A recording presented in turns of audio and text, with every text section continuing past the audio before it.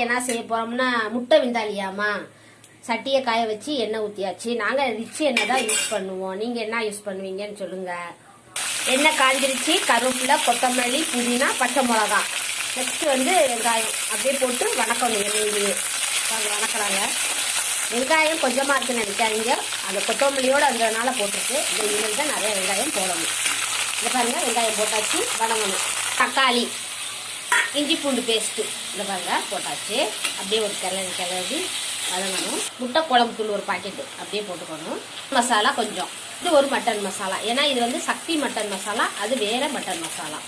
இது பாருங்க, எண்ணெயே கொஞ்சம் வதங்கிட்டு கொஞ்சம் எண்ணெய் ஊற்றி கொஞ்சம் வெந்தோன்னா அப்புறம் தான் முட்டையை கட் பண்ணி போட போகிறோம்.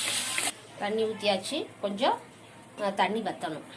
கொஞ்சோண்டு நெய் ஊற்றிக்கிறோம், அப்போதான் சூப்பராக இருக்கும். அதுக்கு முன்னாடி உப்பு போட்டாச்சு. அடுத்து முட்டையை இறக்கி அப்படியே இறக்க போகிறோம். பிடிச்சிருந்தா ஒரு லைக் பண்ணுங்கள். தோசை, இட்லி எதுக்குனாலும்